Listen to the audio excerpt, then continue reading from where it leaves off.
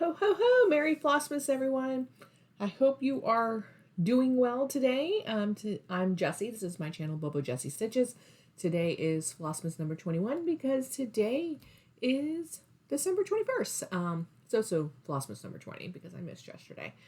And for no real reason other than I had a busy day and it was just hard to pull away to record something. So,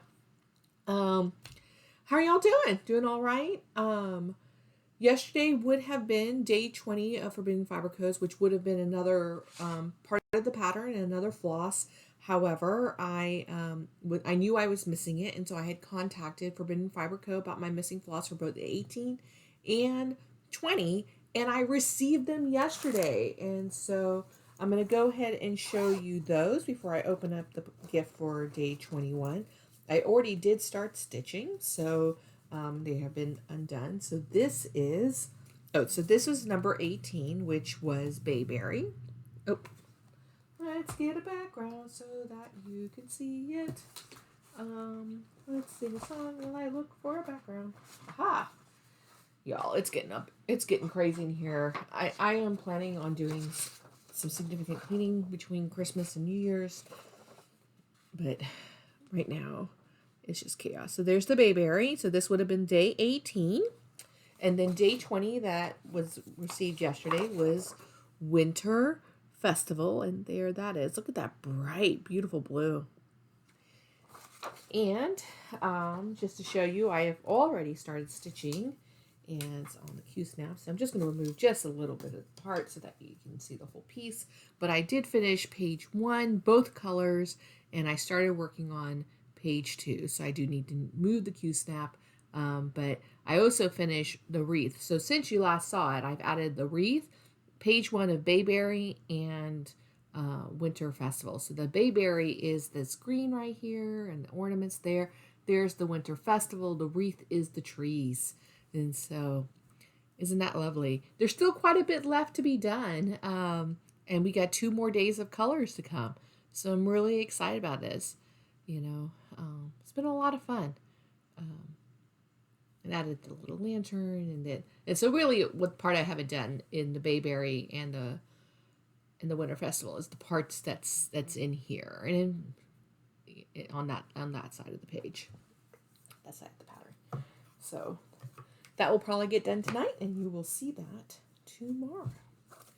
All right, and so with that, let's go ahead and open up the gift for day 21. Oh, I'm not sure I have a joke for today. Oh, I do. I do have a joke for today. At least I think I haven't told it to you. All right, so here is day 21. Once again, let's use scissors.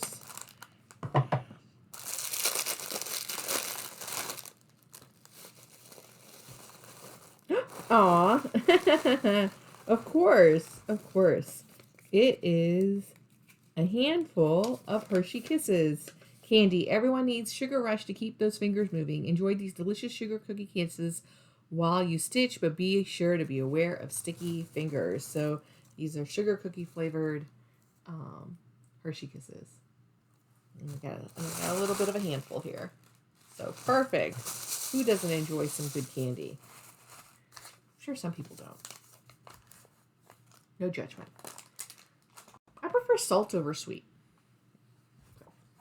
Anyways, I did not print the Witchmas again. I keep forgetting at this point in time. I'm going to just do a big old smorgasbord of this last week. That's what I'm going to do. In addition to working on the Yule Ball, I did also work on Barbara Anna's Christmas tree. And so here is where I am. I didn't do that much since you last saw it. Last time you saw it, I had finished through the Christmas tree.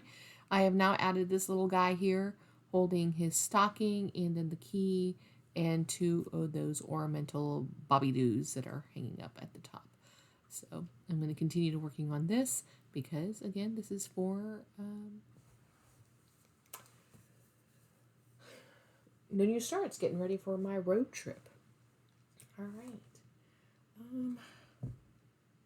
What am I missing? Oh, tea. The teas for yesterday and today. Again, working a little bit. I'm a little discombobulated. Yesterday, I wrapped all of our gifts for the gifts that are, well, except for two. I still have two I have to wrap.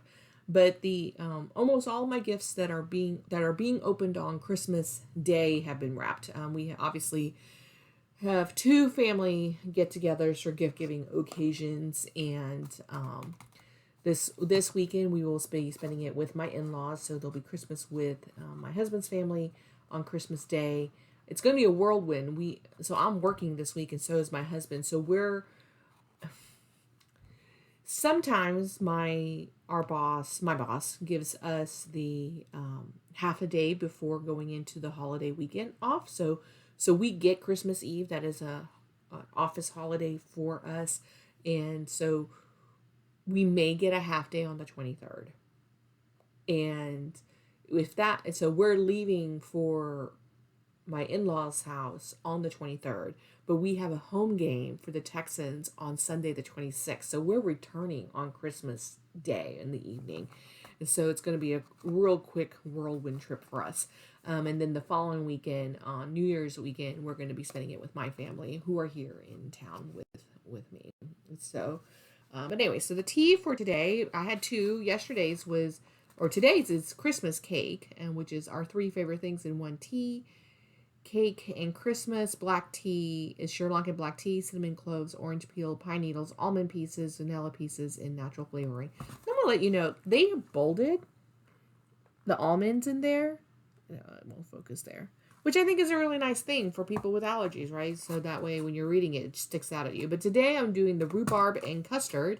And it's a rubios with rhubarb pieces, calendula, vanilla pieces, and flavoring.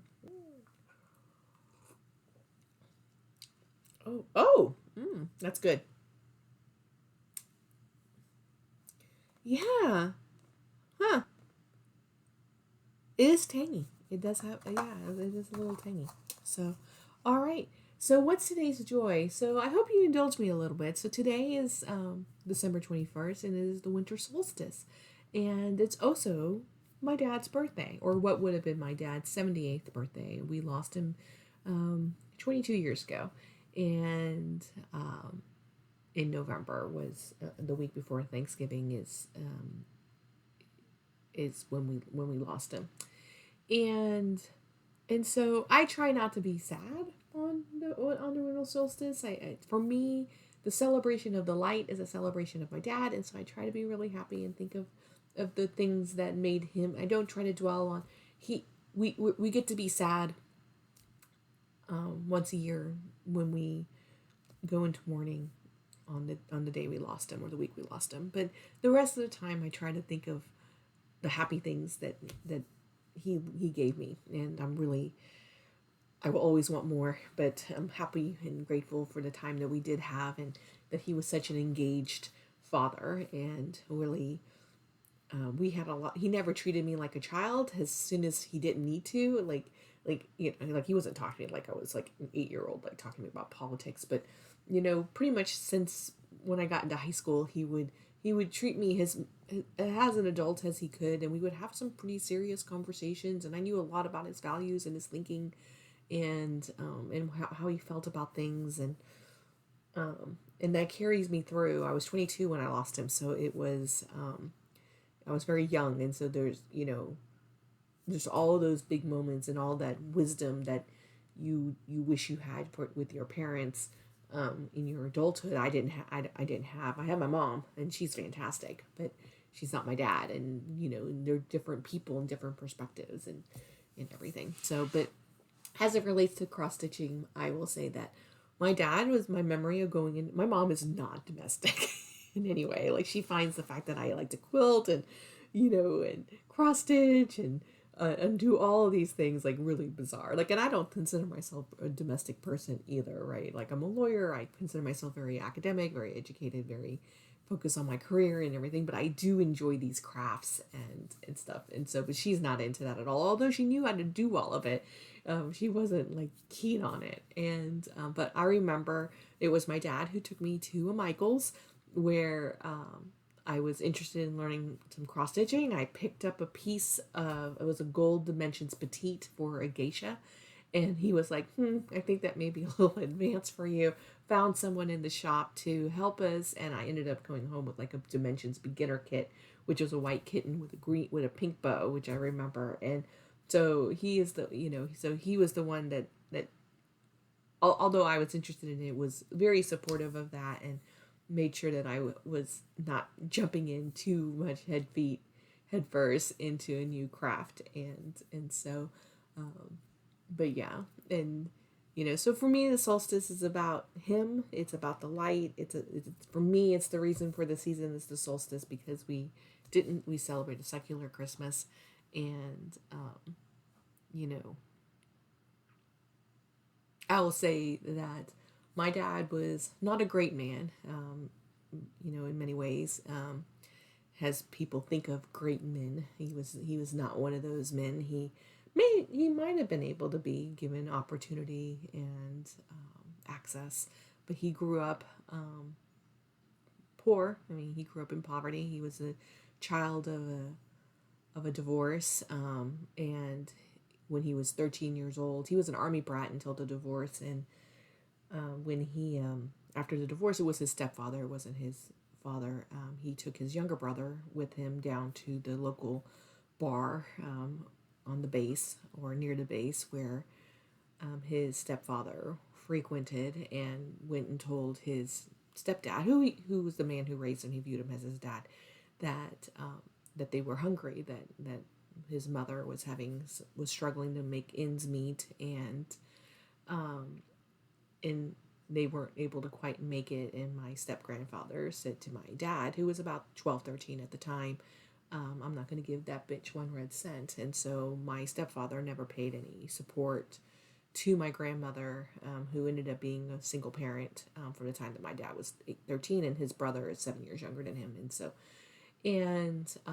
my dad he had my uncle with him, and he grabbed his hand, and they walked down the street, and my dad got his first job bagging groceries at the local grocery store down the street, and proceeded to help pay the bills and everything. And he joined the Navy, served in Vietnam, has a civilian working in Thailand, working for the Army after he did his tours. And he did a tour in Vietnam, earned 2 Purple Hearts, and met my mom.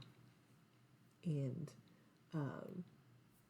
as they say, the rest is history to a certain extent. But my dad is a white Caucasian 6th generation Texan, marrying a Asian woman in Thailand, and was a mixed race relationship. He wasn't sure it was a legal marriage, and at the time of their marriage, it was. Loving was decided here in the United States in 1967, which allowed for interracial mixed marriages, which until that time, some states, including the state of Texas, disallowed. It was illegal marriage. Just in case anyone has any opinions on where I stand on love is love is love. Everyone should be able to marry who they love. Period. Full stop. And, lived overseas until I was 7 years old in the 80s, and we moved here. He was a blue collar worker, had his name on a blue shirt, embroidered, stitched on his shirt, and he went to go work. My mom was a blue collar worker, worked in a fast food restaurant. We were not to do in any form, shape, or fashion, but I never felt that we wanted of anything. We never did vacations or stuff like that. My family vacations were going to go see family, or we would go down to San Antonio and go camping off of the river for a weekend or something like that. We were never able to afford trips to like Disney or whatever, right? So I don't have a middle class childhood, but I never felt want of anything, and I always felt very loved by both my parents. So thank you for indulging me in that. I don't know if you stayed all the way through, but it's on this day, I'm going to share my dad with you.